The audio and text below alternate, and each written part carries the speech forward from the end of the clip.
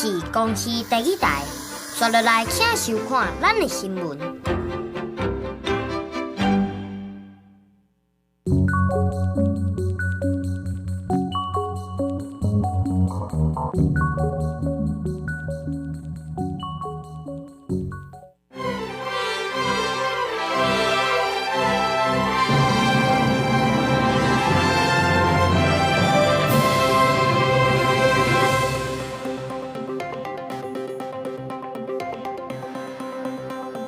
各位观众朋友，大家好，欢迎收看1月31 AM 新闻，我是嘉豪。要发生什么大事代，头先就来不认知。中国大方面宣布，对2月开始取消 M503偏体航线，启用 W122、123，可能影响到台湾的空防改变大海现状。民众党团要推出黄珊珊来竞选立法院长，那也表示祝福。因那日赢官过面认为，安尼生做等于是保送韩国陆总院长。30有一点，以色列特工扮作是医疗人员去攻击约旦河西岸病院，巴勒斯坦也批评以色列为害人类罪。中国大方面宣布，对2月开始取消 M503偏体航线，要启用 W122、123的航线，将有可能会影响到台湾空防改变大海现状纪录。中国国台办是强调，这是为着提升空运的效率。但是行政院长陈建仁除了甲因谴责，专家学者也认为，中国行动就是要消除海峡中线，伫5自控总统就职进前，拢会有这款的政治表现。总统大选结束，民进党热情就胜选了后，中国各有新动作。三早单方面宣布，为2月开始取消 M503偏体航线，启用连接 M503航线的 W122、W123航线。南国严正抗议中国国台办说讲，变更航线是为了提升空军效率，也强调两岸无存在所谓海峡中线。M503航线是一条民用航线，在上海飞行情报区内。启用该航线是为了缓解相关空域、航路拥堵，保障航空安全。M503航线是2015年初中国无甲咱国协商，单方面宣布划设一条航线。航线挖进海峡中线，经过咱国抗议，将就航路向西偏沙6海里，开放北往南飞行。2018年，中国国单方面启用南往北飞行，这摆国单方面宣布取消航线偏体措施，离海峡中线上近距离只有7.8公里，也个启用 W122、W123连接航线，破坏了我们台湾海峡以及区域的安全、和平、安全稳定的现况。所以呢，我国政府呢，谴责这样不适当的行为，单方面的片面的做法，都很容易导致紧张情势的升高，冲击台海安全稳定的一个现状。北京当局应该要负起责任，即刻停止这种做法。因为航机一旦偏东，就会直接影响咱国空域，压缩咱国防空重心。行政院长陈建仁严正谴责，强调会甲公安单位紧急对策。恢复到这个就是M503跟海峡中线重叠的话，中共就是告诉大家，海峡中线是他的领空了，动用他手中对台的一些工具箱里面的各种手段之一。那现在是503的一个航路的调整，那基本上是更靠近海峡中线。我觉得这还是一种属于在政治上的考量了。专家学者认为，为总统大选了后，中国先是甲陆路恢复外交关系，打造咱国邦交国，即摆各单方面变动航线，想要武备清海峡中线的存在，也是520总统就职进前一系列对咱国政治打压甲宣示的动作，对咱国空防加大压迫。记者综合报道。中国大主大已取消 M503航线，启用 W122、123航线，由西向东飞。但是民航局也强调，中国单方面改变的措施，会互航线顶头出现对向平向飞过来的情形，造成管理困难，影响飞安。台湾要求中国要赶紧协商。中国讲，为2月初1开始取消 M503航线，北向南大偏西飞航，而且启用 W122、W123，由西边向东边飞，是为了解决航线塞车的问题。针对这点，咱国民航局要求中国都要赶紧协商，新的措施会互航线顶悬，同一个时间有相同的飞航，造成航管的困难。对方的航班嘛有可能会进入咱国的空域，为了确保飞行的安全，咱国航管单位会持续监控。中国的民航机若下过界，会要求对方的航管该带离开。我们是担心，就是未来如果在任何的偏航或是在飞行频次增加的时候后边的一个影响，我们会持续来做一个等于事先的一个预估跟一个防范。因为 M503 航线离台北飞航情报区的边界上近的所在，敢若4.2海里。中国取消偏离了后，等于是无压缩比的空间。因若新启用的 W122 航线，前往马祖中段空域南平边界。因若 W123 是前往金门中段空域。交通部表示，按国际民航组织维设新航线的规范，无论增加、减少或者是修改航线，拢要甲会经过的所在，甲有关的各方来协商。中国已经违反国际规范。我们表达非常的遗憾哈，并没有透过两岸的协商，尤其民航是一个安全的很重要、很关键的部分哦，必须透过协商。那因为M503它接近台北飞航情报区偏东，会跟我们的民航还有经机会有冲突。等于说你的飞机就必须飞在 M503上。那大家也可以看到 M503就其实离我们的海峡中线，也就是我们的飞航情报区非常非常的近哦。那万一在这个航路上有一个天气，它必须要做闪躲，而它不能往右，也就是往西的方向闪，它必须要往东的方向闪躲的时候，这样就是一个问题。从民航技术分析，为 M 机场甲金门机场起飞的航班，航线拢已经飞真侪年啊。在启用 W123 航线了后，中国航管应该有小闪小让的措施。不过，中国民航机在 M503 飞行的时阵，若是拄到不可抗力的因素，爱向东边闪的时阵，确实就会甲台北飞航情报区。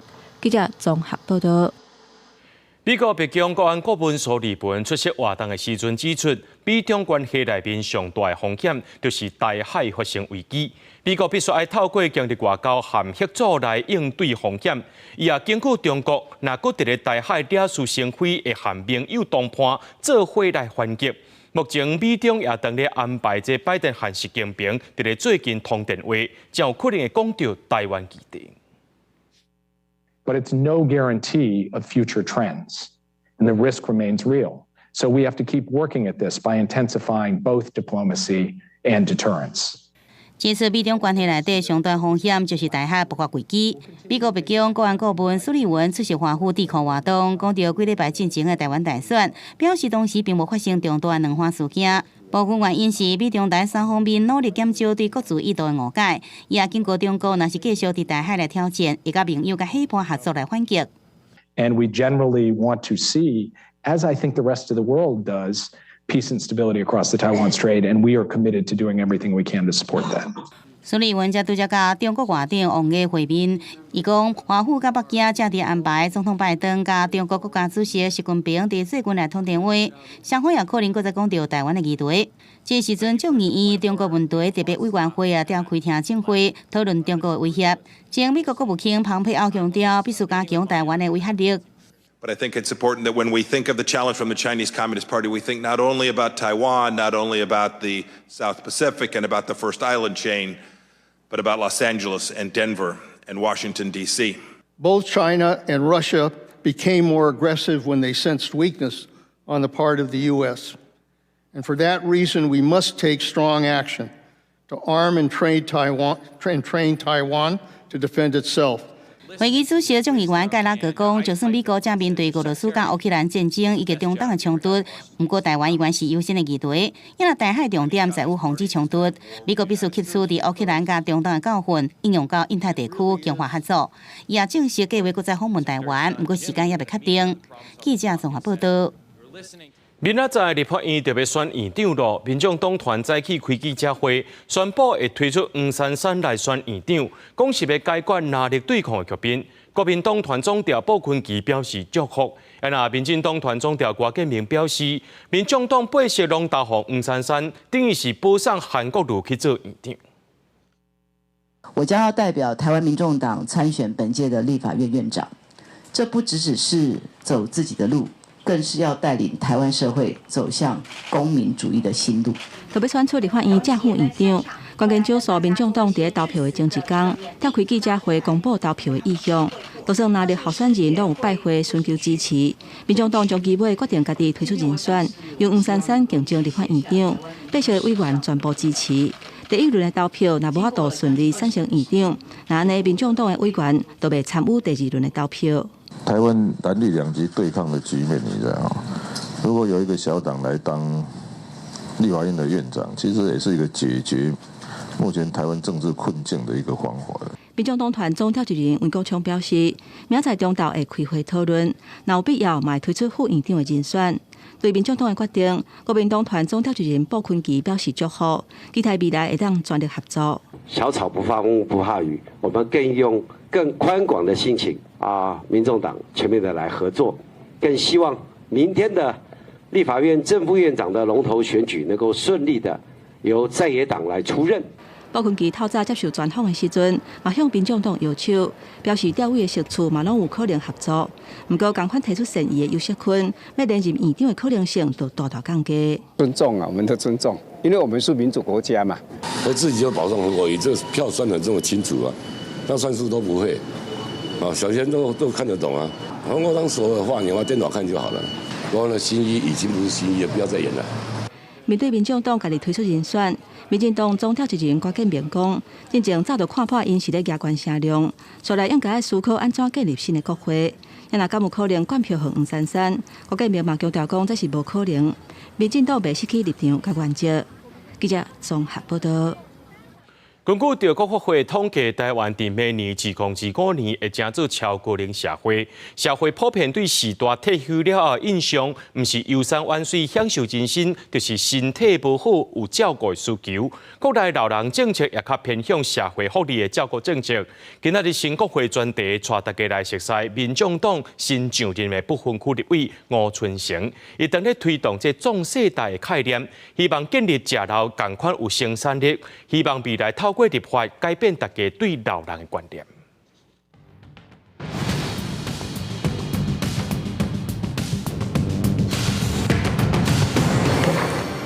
一鞠躬，谢谢大家。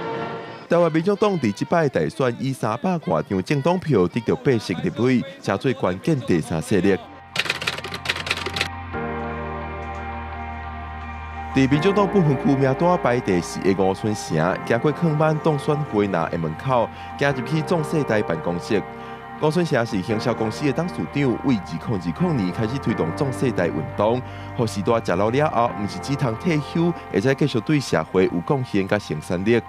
现在的高龄者全部就叫做战后婴儿潮，而战后婴儿潮现在他们具有高寿、高智能。就高知识还有高资产，其实它是社会现在非常重要的主干，但是我们一直把它视为社会的负担，我们应该把它当作资产。根据国会估计，2025年台湾会成做一个超高龄社会。吴春成讲，高龄化加上少子化，现主是当咧工课场食头路，这样的青壮年人口负担会真大。吴春成讲，未来伊进入国会，伊希望先加入教育文化委员会，对破除社会刻板印象开始做起。这个的观念呢，我们要导向政府每一个部会。壮世代是一个文化运动，本质先是一个文化运动，也就是说，我们要从观念上面先翻转从这2个部会来宣导，让我们的公务机关第一件事情先去歧视我们对年龄的歧视标签化特别是像说卡扎隆叫做老人科那都称老人医院的这么，其实这个大家听得很不舒服。我们都是壮世代，让爱传承下一代。去年5月份，吴春成以壮世代协会理事长的身份召开记者会，国民党、民进党、民众党下党派立委拢有出席。时空环境转变，吴春成到立法院就会转换身份，成做新科立委。面对高龄化、少子化的议题，新的国会成员敢会创造出新的时代？各界拢等来看。记者郭明条随台北报道。伫高雄正出名的运动补习班体育人文创公司，这个月30宣布倒店，受害者有上百人。员工已经2个月领不到薪水了，这家长的学费是拢已经答啊，囡仔尚无几节课，公司就倒去。目前这员工甲家长已经组成自救会，希望公部门来主持公道。伫篮球场，真侪囡仔当咧练球，教练伫边仔指导，这是运动补习班的课程，真一天阁照常上课。补习班员工讲，公司伫30宣布倒去，员工表示，其实4当前公司的财务着亏损，拢是摕学生学费来还。去年嘛欠员工的薪水，嘛有家长出面，讲家己已经纳变2万块的学费，24堂课，上课也未一半，家长是真无奈。阮咧缴钱时阵，拢缴紧紧啊，要要求退回，你要扣趴，我嘛是互恁扣，结果到今拢无消无息啊。他不跑的话，他至少要背2-3千万的债务，当然是一直有在收客人的钱啊。那些收来的钱期基本上都还贷款跟地下钱庄，还有付员工的薪水。记者实际到总公司，铁门拢关落来，打电话给头家，电话一直未通，找无人。电话将转接到语音信箱，嘟声后开始计费。这间运动补习班成立7档，在中南部有4间分店。王刚表示，公司是因为财务状况结束营业。劳工局表示，目前业未接受到任何通报，且有期内员工准备相关资料，搁要附薪水证明。另外，家长就要向消保官来申诉。与某运动教学业者倒闭，疑涉积欠教练工资一案，那劳工局目前并没有接获相关的检举或是陈情，我们将持续关注这个案子。请赶快利用线上申请的方式呢，来做线上的申诉。家长指出，已告受害家长是超过100位，还有24位员工2个月无领到薪水。目前伊已经成立自救会，要向公部门来寻求协助。记者钟义辉、屈昭勇高雄报道。要互人叫做全国上水历史建筑的新化老街，因过这常常发生交通事故。警方去年3月启用科技执法来抓违规的车辆。最近警察局去会监评估了后，认为这当地的交通情形有改善，决定把新化老街科技执法的机器拆掉，这也正做台南科技执法头一场的退场场例。每往年，不少人陆陆续续出来款食米，台南新化老街店家嘛开始为刷落来连续6天的年会做准备。即马新化老街交通改善啊，因为去年3月台南市警察局直接设2台科技执法来处理，不到1个月亏损930张的违规罚单，引起地方讨论。有店家无奈讲，迄当时生理上无减一半，某人认为解决停车位不够的问题，才是重点。大家看法无相同。临停，然后超过3分钟他就罚款，这样子大家很紧张啊！而且一开始的时候宣导不够，每一家店家都被罚钱，罚的大家都哇哇叫。并没有什么太大影响。我们这个黄线违停的这个部分，黄线已经执行了7年，其实是在于说我们的货车进货，那或者是客人来，他需要，因为我们这个毕竟是比较重的东西，不可能说能够在他的限定时间3分钟之内就完成。台南市交通大队表示，去年参各单位拢有9场会勘，再加上伫老街设4个专门予货车起落回停车架，确实违规情形有真大改善。评估了后，这个月初警方关机，甲验影设备先退掉，这嘛正算是台南科技执法退场的头一例。这段时间交通事故的数量，甲民众违规，甲检举量其实拢下降，所以当地我们就评估讲，这路段其实无阁需要透过这科技执法设备来维持这停车秩序。交通大队讲，后续会由当地新化分局安排交通勤务来维持交通状况。目前台南有38个所在有科技执法，警方表示未来会阁调整。若讲事故发生率有降低，伊嘛建议会有退场的机制。记者李新武台南采访报道。真侪人会去台东观光，即马过年特别到风景区也当咧准备。不过，顶年受到这地动影响，已经封起来的三仙台湾光桥，2月初5过年进前带条件开放，若准好运，民众有机会去行搭。东海华三仙台是梨花岛，民国76年政府起北港桥，提供当地阿美食顶岛采集海产，嘛有游客去桥顶会当看风景。不过，自年918大地震了后，桥若像受损，封起来较大。东海华国家风景区管理处去年阁请台湾省结构技术工会检测，排除安全的记录，决定伫2月初5申请进前，有条件重新开放北港桥。这条桥共一个时间，上侪会当徛800个人。风力但是达到10级，就已经先封起来。若北港桥的开放，安算会恢复过去三仙台旅游的人潮。都会发现现场其实没有所谓的倾斜。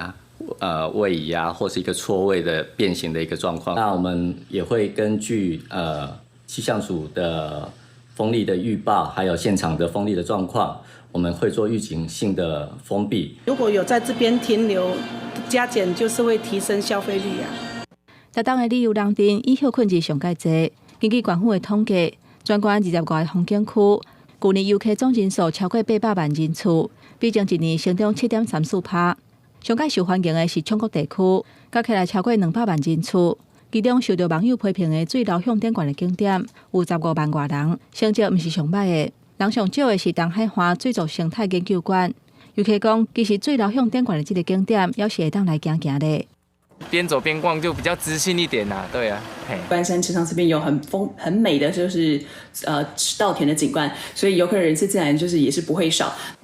因为滨东垦丁去年受到风灾的影响，也未完全恢复，有的游客可能会转向东部。按照今年新增去台东旅游的人阵会因为安尼增加。目前台东饭店的业者统计，7天春节假期，初2、初3订房差不多拢已经客满，可能是假期较短，民众要是选择留伫的国内旅游。记者综合报道。带观众朋友来看过这新闻，讲到以色列对巴勒斯坦的军事行动，即摆搁再逼出有一寡争议的行为。30有一阵以色列的特工假扮做医疗人员去攻击约旦河西岸的病院。巴勒斯坦外交部就批评以色列犯着危害人类罪。另外，顶个月底，以色列军队杀死一名骑白旗导航的查甫人。以色列军方表示，这件事件目前正在审查。病院走廊出现一阵骑长枪的查某，穿医护人员也是一般民众的衫，也阁有人早倒去轮椅四过手查，甚至有人压制伫壁角，因是以色列特工。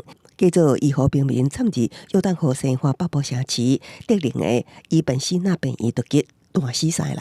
وقام تصفيتهم بدم بارد بمباشرة في عيرة نارية في الرأس. 巴勒斯坦外交部透过社群媒体公布监视器画面，批评这场病院杀人的行为犯下危害人类罪。以色列军方表示，行动锁定的是一个哈马斯恐怖分子小组。那以军8年前也以同款方式突袭过西岸城市西布伦的病院。也有一件争议事件发生在1月2日，加沙南部汉尤尼斯以军行动一区5名巴勒斯坦查甫人伫乌烟下面慢慢来行。会被机也上手，其中一个人也接受媒体访问，想要到拄啊结束，就互断死倒伫涂骹。في جندي وفي كان ضوء بعرفش هو ليزر قناص المهم في ضوضاء قبل اطلاق النار。影像公开了后，受到外界高度关注。一名以色列军方官员表示，军方正在审查一件枪击事件，了解敢是有不当行为。那迄天，甲受害者同齐人，因为烦恼保护，也拢唔敢接受媒体访问。联合组织指控，以军伫加沙后背发滥用武力，造成大量平民伤亡，就双方翕到影片。军事调查也真正起诉涉案的士兵。另外，加沙地区上主要的人道组织联合国活动巴勒斯坦难民救济工作署最近方指控有人员涉及哈马斯突袭以色列事件，造成美欧主要援助国家暂停关注。涉案者已经真紧封死掉。联合国秘书长古提瑞斯30暗伫纽约，甲36个援助国代表会面，讨论安怎应用援助国的关切事项。联合国加沙人道中间协调官强调，这个机构无人会当取代，资助减少会直接影响200万巴勒斯坦百姓。美国表示需要有根本性改革。公司新闻是会中编译。日本自民党逼出政治现金，互人收钱摕后世的买代，互间谍政府的支持率落到23%，出现有史以来上届低纪录。首相间谍文雄30日国会搁再向大众会示礼，也强调会彻底脱离金钱政治的决心。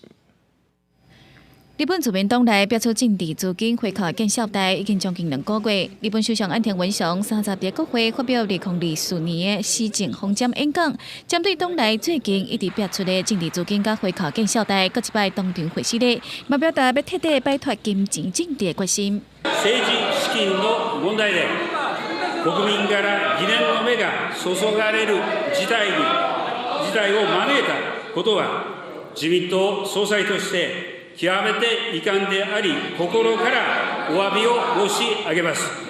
暂时自民党内有3名议员、秘书甲议员的会计负责人拢总在人，因为涉嫌在过去5冬以来收受回扣政治资金达到6亿7500万的支票，却无登记申报纳税，所以互检察官起诉。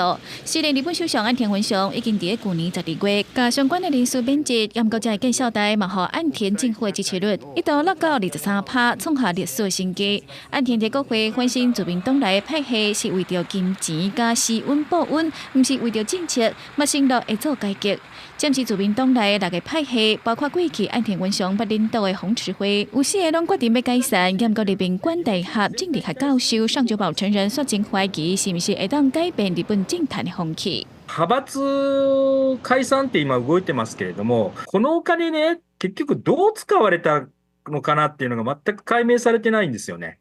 ここがやっぱり一番の問題であり、日本政治の問題だと思ってます。尚久保教授认为，政治人物有关会需要大量资金投入选举甲办地方活动，就算派系解散，议员有缘会找无共的办法来募集资金。另外，因为在野的国民党立场拢无共款，和学者认为，除非在野联盟合作组成，这个当影响执政党的反对党，若无就算自民党的支持率更较低，嘛无其他在野党会当取代，自民党有缘会当继续执政。公司新闻台是唐炳益。泰国前进党自2023年的国会大选，主张要修改冒犯君主罪刑法112条，受到少年人的支持，一声变作是国会上大党。不过，这项主张互人检举有改换君主立宪制意图。泰国的这个宪法法庭31裁定，前进党的主张等于是违宪，不准再提出相关的意见。有分析认为，讲今仔日的判决是把少年人期待改革愿望全部毁掉。泰国前进党主张修改刑法112条，吸到敏感的王室议题。律师帕拉玉2023年向宪法法庭检举，前进党甲前党魁皮塔违反宪法49条，无人会使行使权利，也是自由推翻君主立宪制规定。宪法法庭伫2023年7月受理这个案件，并且伫12月25传皮塔甲现任党魁蔡塔瓦到案说明。皮塔接受访问时讲，前进党无意推翻君主立宪制，修改刑法112条合乎宪法，目的是要平息政治纷争。泰国宪法法庭9位大法官第31裁定，前进党的主张违宪，必须要撤回修法的主张，也毋过无做出上较严厉改善前进党的判决。皮塔31日去国会进行讲，一切等待法院的裁定。ตอนนี้คงให้สัมภาษณ์ได้เห็นก็ยังมั่นใจในความบริสุทธิ์แล้วก็ยังไงเดี๋ยวฟังเขาวินิจฉัยด้วยกันแล้วเดี๋ยวจะแถลงข่าวอีกที。泰国严厉冒犯君主罪，任何人毁损、侮辱也是威胁国王、王后、王族，也是摄政王，上悬会判处15年有期徒刑。伫这个几50年来，一直甲尊重君主看作是国家认同的泰国，这样法律伫过去几年内底，至少有260人被起诉。2020年的学生运动了后，政府也引用这条法律，抓真侪政治的异己分子。前进党2023年伫竞选时，因此提出修改宪法112条的主张，受到少年选民的支持。去年5月10日举行国会众议院选举，500个众议员席次内底，主张改革理念的新兴政党前进党摕下151席，成做国会上大党。不过，因为主张修改俗称冒犯君主罪刑法112条，前进党遭到保守势力反对。皮塔2摆挑战总理大位失败，前进党无法度组成内阁。左国的权力落到第2大党为泰党手中，前进党成做上大在野党。泰国宪法法庭31日裁决中，命令前进党党员停止经由言论、文字、出版物品也是文宣，继续宣传冒犯君主罪理念。同时也指出，真侪前进党党员使用手法已经触犯冒犯君主罪。分析认为，泰国宪法法庭31日判决，敢若亲像阻止几百万泰国少年世代要求改革的希望。尽管宪法法庭无下令解散前进党，不过泰国保守派人士可能会继续采取法律的行动压迫前进党，最后达到予前进党解散的目的。公视新闻深度批编译。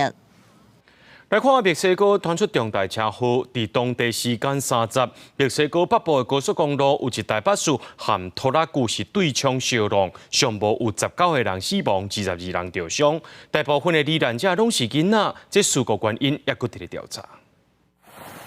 乡镇巴士小可敢若春天鸡啊！30日墨西哥北部一条高速公路发生重大车祸，一台巴士甲卡车相撞，造成至少19人死亡，22人受伤。当时巴士顶面载有总共50人，卡车甲巴士正面相撞了后导火，急救人员到现场了后，车也搁一直伫修。这事故发生的原因，当局正伫调查。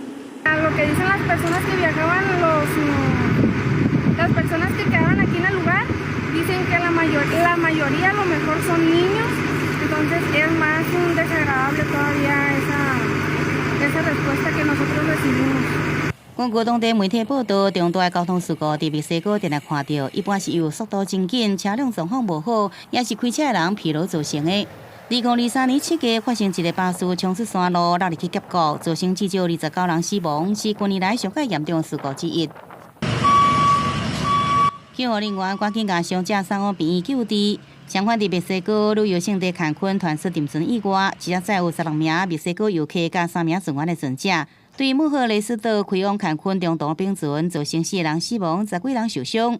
莫赫雷斯岛去叫做女人岛，离坎昆只要15分钟。吸引真侪游客去佚佗。事故发生了后，一个船员甲船长互抓起来，当局正在调查事故发生的原因。大火烧到暗时看起来真光，昆纳首都奈洛比的商场30发生大火，火势对下晡3点炭烧，烧到暗时9点半，火势才被控制。加在无炭烧到边仔的主题区。当地警方讲，这个火灾无造成人员的伤亡，不过财物的损失也等待估计。根据当地媒体报道，这个商场专门制造甲卖违禁的燃料，加上单位放气管才造成火一直炭烧。公视新闻江文编译。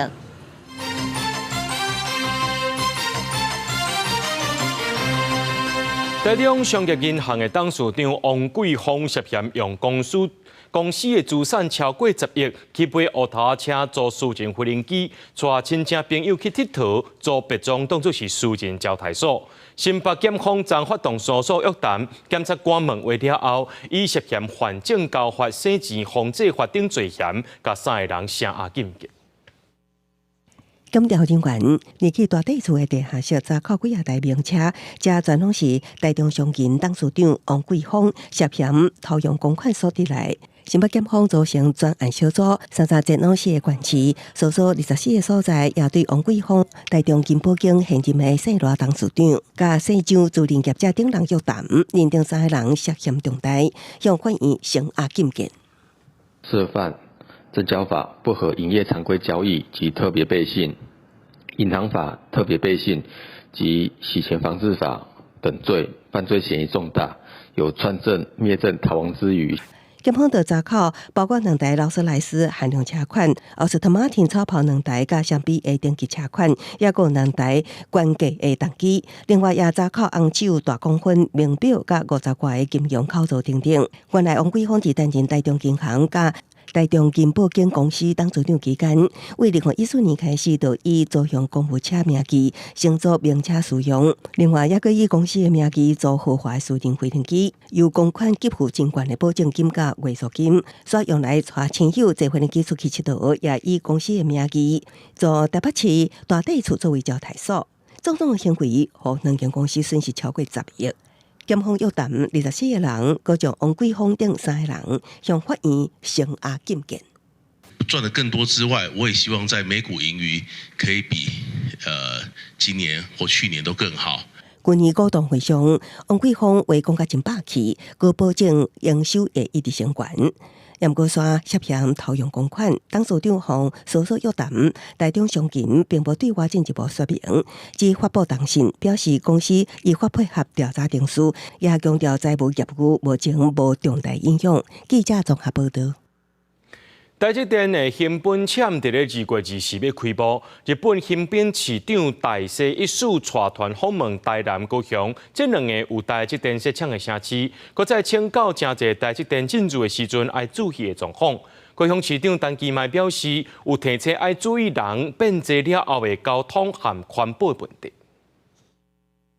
组团去高雄，日本新本市长大势一数等人，除了去看温室的阿比亚，嘛在高雄的轻铁。认真听工作人员解说轻铁搬坐运的动线，还有甲民众分流的规划，因为这些细节拢有可能成做新本市未来施政的参考。取り組みをなさっていますので、今回その環境、それから交通、住宅などですね、こういった分野の皆さんからお話を聞かせていただきたいということで。去高雄之前，因先去参访台南市。听台南市伫台积电设厂了后，对环境、交通、大房等等问题规划，大势意思感谢台南提供宝贵的意见，嘛去高雄参访，因为高雄甲台南同款，拢有台积电伫当地设厂。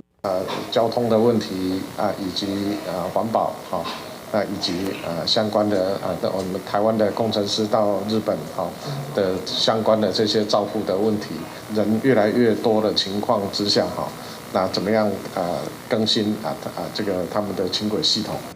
高雄市长陈其迈讲，大竹田新本厂会伫2月24开幕，甲大竹田高雄厂按算要启用的时间差不多，相关供应链的厂商嘛差不多拢相像。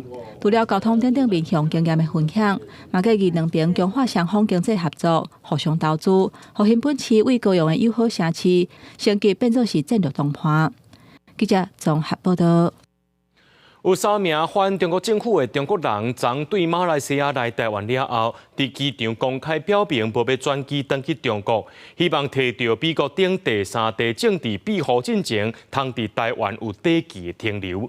不过，咱的相关单位按算明仔载互因飞返去马来西亚。针对这件事件，陆委会无回应，移民署也讲依照法规程序，当咧了解当中。3位中国人士坐伫机场翕相，今日底倒离对话，捌流亡泰国，稍早坐飞机为马来西亚来台。回来同机场了后，表示其抓转机返中国。因为常年遭受迫害，不得已来到泰国，因为泰国感觉不安全，来到感觉相对安全的台湾。我的目的是到美国，我也不是说为了给台湾找麻烦，我是没办法。伫社群平台抛出难民卡，伊是电用的，家己讲是独立中文必会会员，也是空白现场头一批签署人。民运人士老晓坡等人，嘛修改这份宣言，说明自由、人权、民主等理念。小小参与这波行动，也来自更赛绝对无要紧。维亚尼甲黄先生，其中维亚尼家己讲是向当局指控颠覆国家政权等罪名，捌失败这家。做博讯网站的义工，收集中国国内被镇压百姓的材料，而因得罪当局，共被打击坐牢10年8个月。3人来台寻求咱国政府协助，希望得到第3地政治庇护进前，会当暂时伫台湾停留。虽然目前收容伫机场照护室，不过传出移民署等单位有计2月7日，请因坐飞机登到出发地吉隆坡。这部分大概国境那边我们会，应该是陆委会那边我们会再延上嘛，会让他相关的机关处理。面对相关事件，陆委会态度低调。移民署只表示，依法规定事了解中，主责机关拢无正面回应。不过，中国最近几年加强打压异议人士，陆续有中国公民来台寻求第一站安全，像互对方列为黑名单的单书名，来台滞留13天，成功得到加拿大的庇护。它的这个发展呢，可能就系于第3国啊，加拿大或美国愿不愿意表达这个表达收容的意愿。法律都不给他们任何权限，让他们协助当事人，所以他们其实不能做什么。我们还是会建议说，最好的方式你还是要设有难民庇护机制。对方异议人士连续跳机来台，面团认为，咱国今马会当协助有限，应该尽速推动卡关10多年的难民法。记者综合报道。国军春节加强战备第2天，最后一项操演伫咧台南举行。陆军第2作战区演练反渗透、反敌攻作战，出动无人机、战车排落实实战化训练。不过，中共昨暗宣布取消 M503 航线，将有可能影响到台湾的空防。而且国防部也发现讲，有22架中国军机扰乱台湾，11架飞过海峡中线。国军除了监控，也呼吁中国就要停止相关的行动。记者看到上空11点钟方向为敌不明无人飞行机，目击中国无人机出现伫台东的空隙，试探国军油库等重要的设施，解放军展开渗透迫害，想要夺走咱国指挥中心。使用干扰枪遮断无人飞行机讯号。国军应变部队先用干扰枪阻断无人机信号，航空部队嘛完成部署作战。国军春节加强战备上尾一场操演伫台东举行。我侦察组所派遣出的无人侦察机。陆军模拟解放军实施突袭作战，先派无人机升空，掌握着人指挥官位置，所来出击手为任何所在，甲目标大示。这届负责射击的是要摕到国防部出击手监测的冠军。狙击训练其实难度真的是蛮高的。那你要说怎么克服的话，就是除了身体上面的调试以及心理上面的调试之外呢，就是还有队友跟同学的互相的鼓励。工兵搭战车一路突破敌方的设施，所来陆军主力部队战车排投入战场，发起攻击。10点方向可以看到带有红甲车逼炮车 M603 战车是愈来愈晚，用火力压制，逼解放军敢会当退守城镇。了后官兵落车正面交战，入去室内，甲村的敌人消灭。陆军透过反渗透、反敌港的演练，强化城镇的训练。我们部队其实在训练化已经在做一些突破跟精进。派部分的官兵弟兄到兵监学校去接受实战化、近战化的训练。那受过这个训练，通过这个师资认证以后，回到我们单位来做这个扩训。针对中国宣布取消 M503的航线，和台海紧张的国际压关。那像挑工选地的国军执行春节加强战备的时阵，来扰乱台湾。国防部31侦查到22架中国军机扰乱台湾，其中11架下过海峡中线。任何以这种片面、不理性的举动，以挑衅式的方式来破坏台海的区域和平，对于整个区域的繁荣发展以及未来的这个整体的安全状况都没有正面的帮助。我们认为必须要停止这种举动。记者综合报道。这个过年有休7天，真侪人会出国或者是回来台湾。桃机场公司表示，今年过年所运对2月初7开始到2月15，将有可能会有116万人次。为了要避免塞车，建议提早3点钟到机场准备。今年过年期间所运出入境高峰，可能是伫咧2月初8到2月11，一天会出入境人数将有可能会超过13万人次。桃机场已经恢复到2019年疫情进前的9成。建议民众要坐训练机，拢爱提早准备，上好是提早3点钟到机场。过年期间，真侪人出国，疾管署也要提醒，最近国际上出毛的疫情是真严重，亲像欧洲出毛的病例就增加45倍，也因为这毛病真高话，透过空气、烂手就当传播，呼吁民众卖出来，也袂多侪囡仔，是无做过 MMR 疫苗的囡仔去流行疫区，到时阵感染着毛病会真严重。农历过年假期即要到啊，未少家长计划带囡仔出国去佚佗。不过最近欧洲的毛疫情猖獗，去年总计至少有42000个病例，比去年增加45倍。有一寡家长事先拢会做好相关防疫准备。会担心小孩抵抗力的问题，对，所以会先打疫苗，会先预防。如果真的要带他出去会啦。这些措施我们都会先做。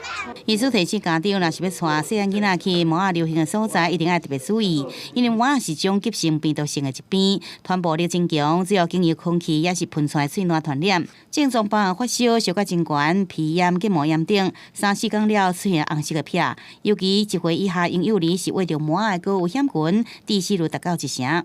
后疫情时代其实。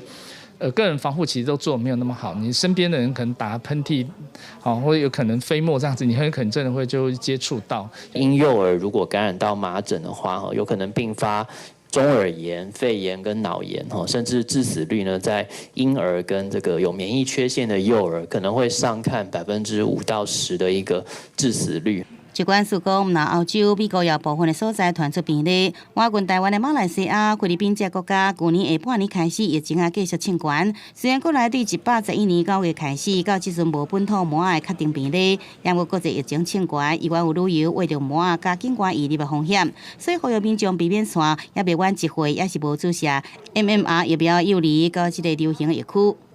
记者综合报道。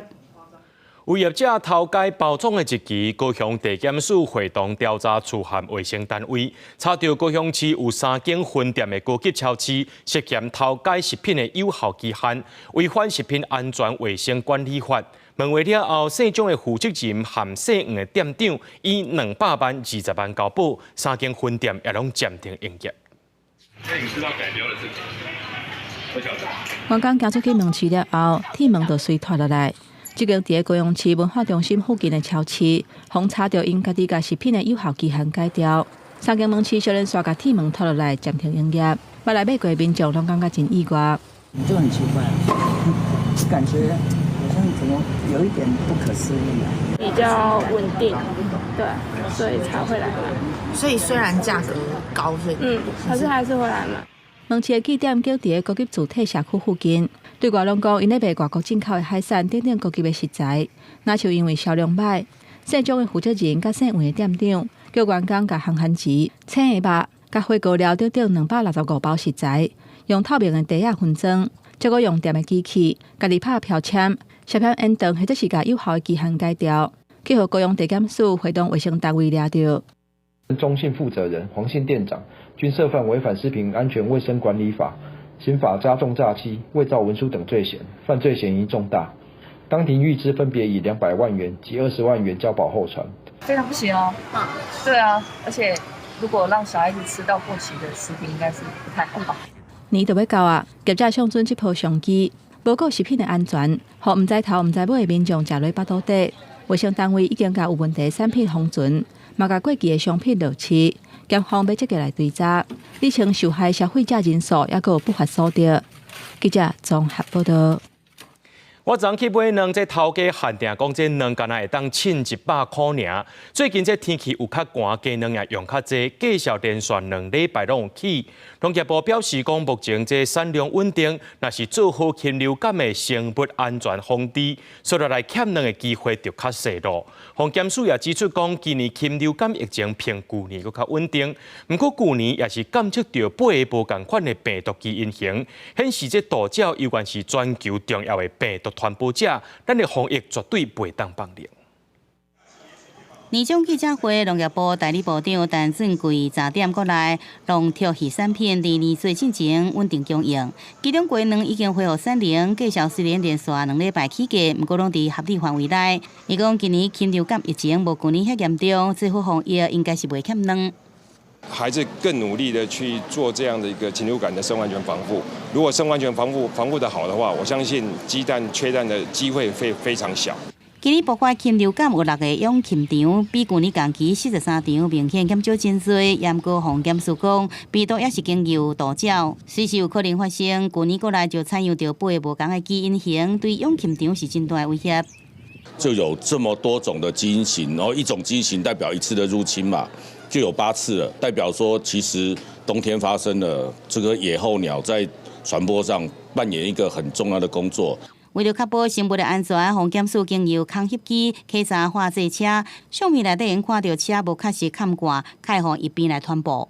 即阵已经有13台采花，也是正伫查处。防检署也拍算讲，利用空翕机来检查无甲违反维护防止杜鸟的养禽场。那如果是用空拍机，第一会造成压力，第二那个空拍机的角度不一定会很准，因为从上面拍下来嘛。那当然也是必须要跟业者稍微沟通一下。防检署讲，初步规划是空翕了后，也是请防疫人员到现场去查翕，甲化这车即块亲身来查看。另外，为了掌握养禽场无正常死亡的情形，就也伫强化化这厂的监控，希望达到尽早来掌握、尽早围堵的目标。记者综合报道。法务部彰化县调查站伫咧彰化八卦山的山顶，这建筑后壁就是山径，大概落大雨就会出现水崩山，或者山脚的社区是真紧张，希望官社是赶紧迁走。调查站表示讲，已经有向行政院也个法务部提出搬山的建议啊。雨水破石头就平落来，步道甲路面拢怪怪。标高97公尺彰化市八卦山，拄着落雨，山脚200户的凉山里居民都爱提心吊胆。那是因为山坡地真脆弱，也有山顶迄栋法务部彰化县调查站的官舍。200多户，有800多人。民众是说担心在山边，是因为只要下雨、台风天啊，都会有土石崩落的情形啊，是担心这一点。位于八卦山台地北边的彰化县调查站，机动本体1990年落成启用。晚间的遍布经过地动大雨，伫2006、2008、2011、2017年先后拢有4摆崩去。加上离彰化短站大约600公尺，建国科大团队嘛勘察发现，当地是岩石崩骨减细区，电风希望调查站会当清扫，避免天灾造成灾祸。2年前甚至积极成立山坡地自主防卫队，负责随时警戒等工作。我们不管是拢爱去，就是爱去观察，如果有危险的话，我们会通报我们有一个山坡地自主防护队。比如讲土石流下来的时候，我们要用很快的时间通报公所，甚至马上把这个路面都要清除掉。当初我们有套叠一些地质灾害的图层啊，它那边可能应该有一些岩屑崩滑的那种浅势的地区啦，因为他们还是会针对一些地区有按照年度去规划做治理。中法官调查站表示，基地遍布确实有无稳定的状态，有潜在归案因子，可能公共安全甲专业单位的鉴定意见已经向行政院甲法务部提出刷站建议，保证当等待国发会评估中。记者综合报道。一时欢喜一时痛，收到罚单你就真悲伤。昨暗8点外呢，这嘉义市雄传出真大声的声音出来，路边发现讲是有人民众入厝伫咧放8分钟的烟火伫咧庆祝，也因为放的这烟火是高空烟火，无事先申请，工作人员也无相关的证照，嘉义市消防局甲因开42万的罚单。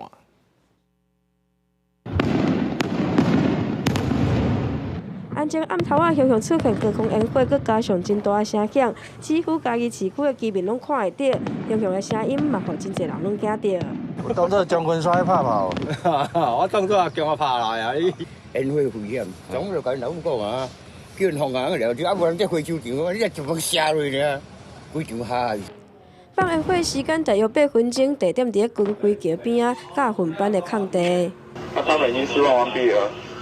警方赶到位已经放了，毋过涂骹明显有残骸。原来这是有民众为着要庆祝入厝、生命安全所放的烟火，属于较专业的部分，甲一般所放的烟火无共款。消防局找着相关人士来询问，确认因有无经过允准放专业烟火，还佫有无投保着意外险等等的违规。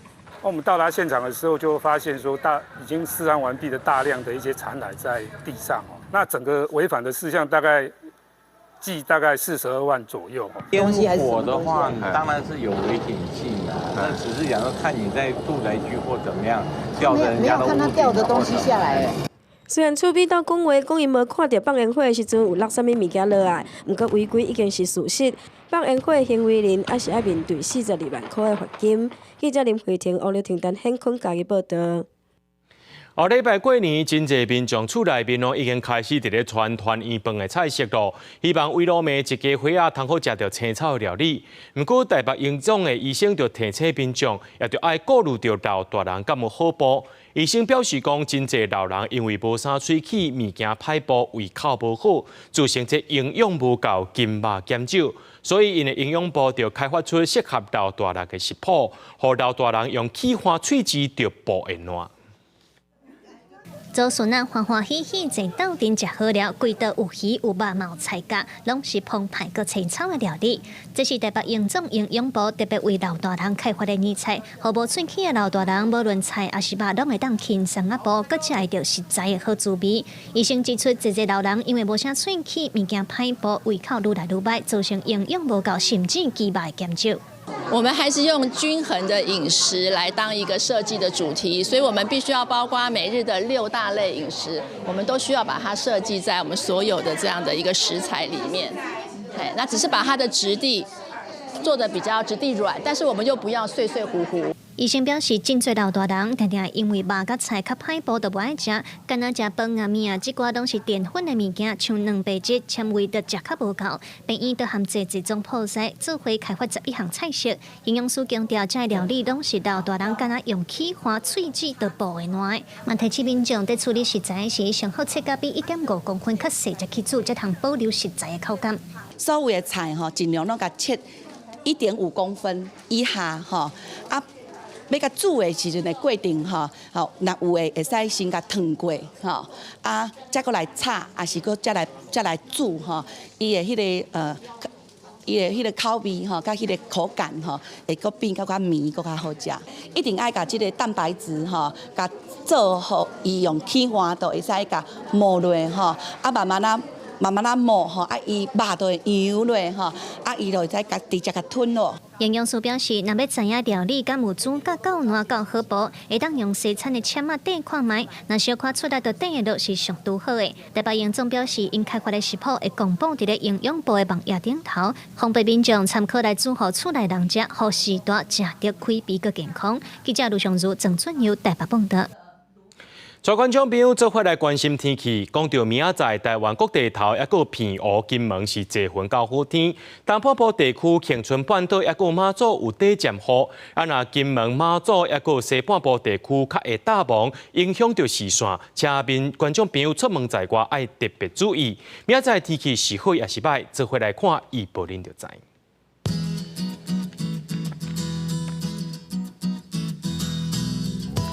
吉兰到新竹对17度到28度。苗栗到云林对17度到28度。嘉义到屏东对17度到31度。宜兰花莲台东对17度到27度。平湖金门马祖对13度到24度。也有未来3天的气象。